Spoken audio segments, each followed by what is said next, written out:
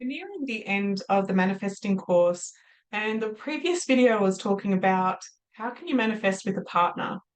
Now, leading into that idea about relationships and how our soul chooses to be with other people so that we can release karma, we can undo psychic cords, we can undo soul contracts, we can do all of this for our soul's growth.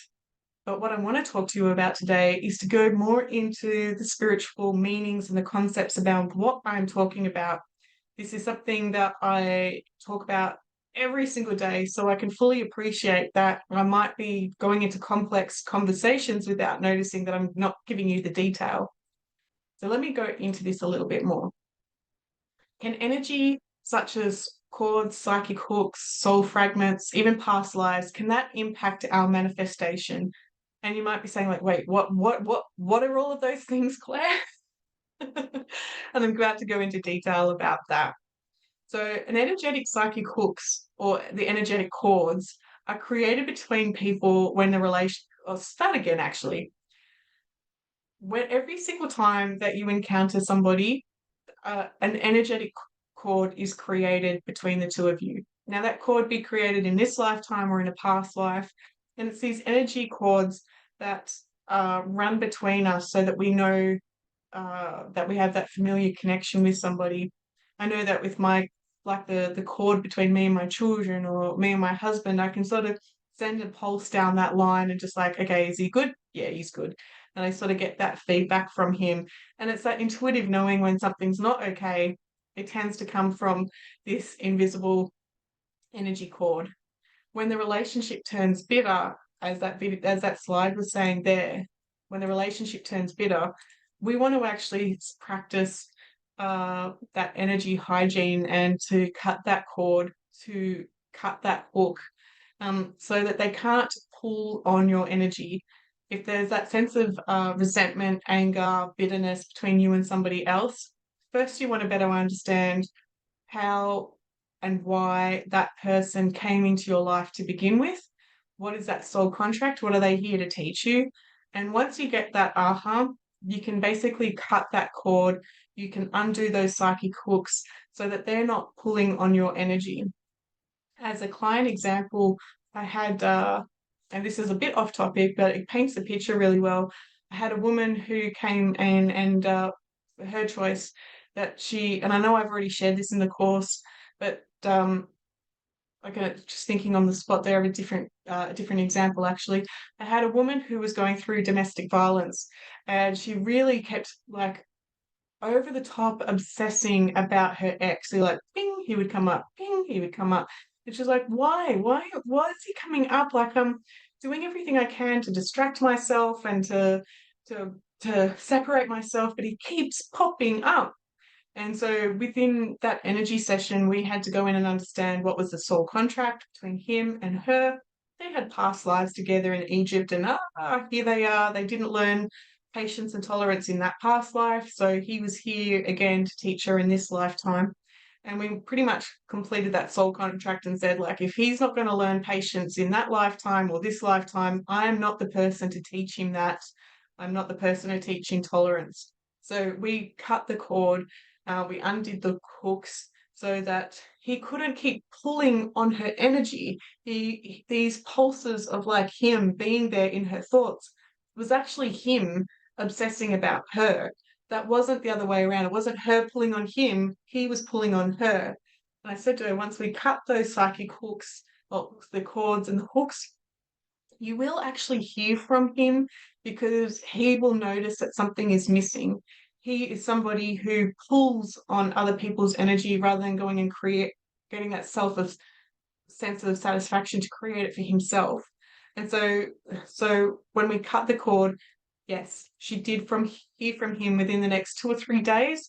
You're like, oh, babe, I've been thinking about you. You know, do you want to meet up for a coffee? La la la la la. And it was like, no, once the cord is cut, you have the choice then to have that boundary to recognize that the rules of that relationship are now in your hands. You now have the upper hand and they cannot continue to pull on your energy.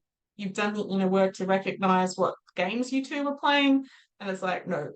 And I know when I work with clients who've done this with this sort of toxic relationship, there's a sense of empowerment being able to say no to those people where previously may have been a people pleaser and groveled and given. And so this frees you up for that manifestation for relationships and business partnerships because you're not being pulled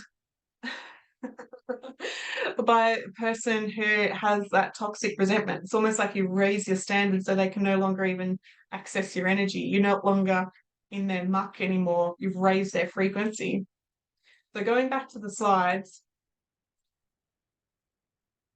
so if you find yourself doing everything you can to manifest and still waiting to see the results, it may actually be worth having a session with an energy healer, Reiki person, theta healer, kinesiologist to go in and do that inner work to find out what is going on that keeps that noise of that person around you, what is waiting to be learnt. Because I can promise you, once you get that aha moment, they will be gone. They will be gone in such an amazing, awesome way. Working with people, whether they've been in massive toxic relationships or business partnerships, once you get that aha on what they were supposed to teach you, then you can undo that soul contract. Now, do past lives and soul contracts impact our manifestation? 100%. 100%. So some people have past lives where they have been a you know what, I'm going to go for something a little bit kinky there because it's what's coming to mind and I trust my intuition. So I was working with a client who happened to be in their experience, they felt like they were the prostitute to Henry VIII.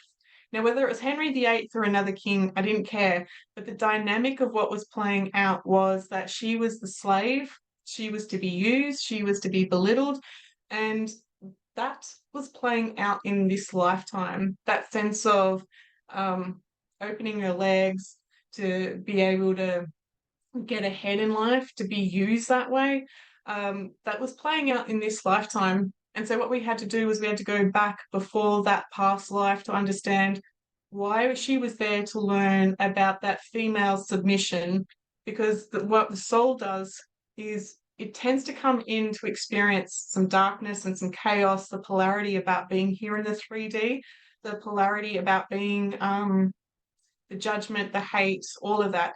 You'll tend to come in with an experience of the polarity of the heaviness to understand the importance of the gifts that you actually have. So that particular client, she had to experience the heaviness of the submission of being a female to then be in this lifetime to be able to understand and recognize the power and the strength in being female, and how the energy plays out differently for that soul's growth. So that past life, if she hadn't actually cut the cords, completed that soul contract, she was continually manifesting in scenarios that were questioning her female empowerment, being the slave, putting herself second, manifesting in masters from lots of different past lives, so that she could never really get ahead. And so with that past life regression, we were able to cut that cord. And I know that she is absolutely thriving in her own business, empowering other women, empowering other people to be in their healing space, to raise their frequency. So all of that amazing knowledge and experience to understand the dark path of submission, she's able to speak their language to then be able to get them to step into that embodiment of their amazing female energy. Very, very, very empowering. So overall, yes, past lives, soul contracts will impact our manifesting. It's definitely something that I specialize in, and I absolutely love to play in that energy. I love to take people between lives and look at soul contracts and their lives before they came here on earth, because that dynamic of how relationships work, when we're in that spirit world, in that love, high vibrational energy, and we look towards earth to come here to experience the polarities, the 3D, the time, the things that we just don't have in the spirit world, we're there at the contract table. We say, great, I want to come in and learn about patience. And then other people in our soul family doesn't necessarily mean blood related, but other people in our soul family put their hand up and say, great, I want to come in and teach you patience through impatience. And I'm going to do it lifetime after lifetime until you get it. And so, like in the spirit world, there's this union of souls, like, oh, that sounds like a good game. Until we come through that veil of amnesia, not realizing that that's what that's the game of chess that we're playing with somebody. And it's sort of like, why is this person so toxic? And it's like, they're not toxic. They're actually a volunteer to help your soul's growth. Once you get that, it can be true enlightenment. So people may take that to the extreme and say, well, you know, what about all, the heaviness of war, the heaviness of this, the heaviness of that? You're the one who actually put your hand up to experience that soul contract. I know that some people, as an example, some people will put in their soul contract that they want to learn about dementia, that they've got such a productive life, doing, bing, bing, bing, bing, making it all about everybody else, da, da, da, da, da. And in this human experience, they also need to experience what it's like to receive. They never really allocated that in the rest of their soul contract. And so there's this opportunity to learn what it's like to receive. Now, we could say in the human body, that's just cruel, but we don't really recognize that when we're in the spirit world. We see it as a school, we see it as a learning opportunity, and we've got to expand out the bigger picture that it's not the suffering in that particular lifetime or that particular chapter of a life. It's a soul's journey that is waiting to be learnt. Most of all, to learn how to get out of this karmic grid. Most of all, to be able to learn what we need to here in the 3D, to be able to graduate. Once we've got that, the knowledge, the know-how on how to raise our frequency, that's why I'm teaching this course, how to raise your frequency, how to take yourself out of suffering. You won't do it in the next life. Once you do that, you are part of that graduation class. We get to go off and we get to go play in the high frequencies of other worlds once we're finished here. So come on, everybody. I know that that's actually part of my purpose, is to help people raise their frequency so that we can complete what we need to here and move to the 5D, 6D and beyond. As a soul, it's a huge honor to be here, but I'm really ready for the next ride, right? So just checking if there's any other slides here. No. Okay, so we've come to a completion when it comes to manifesting with friends. Hello, happy money. It has been a true, true, true honor to experience this course with you. I know that this has been my manifestation coming into reality to get to this moment to like, wow, okay, 10, 20 years of mastery all wrapped up into some really easy videos for you to listen to.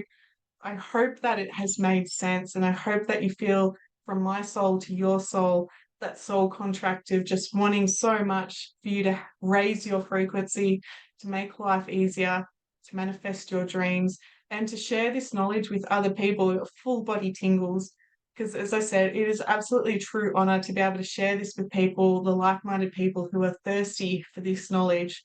It is a lot of fun to manifest, and it's a lot of joy when you've got things that you want around you that make you feel good. I think that's just that sense of kindness and compassion in the world that, yeah, we can uplift one another and share in this beautiful, amazing world. So my name is Claire Chancellor. It's been a pure joy to walk on this path with you. If you have any feedback, let me know. But I honestly really do look forward to connecting with you soon. Bye, guys.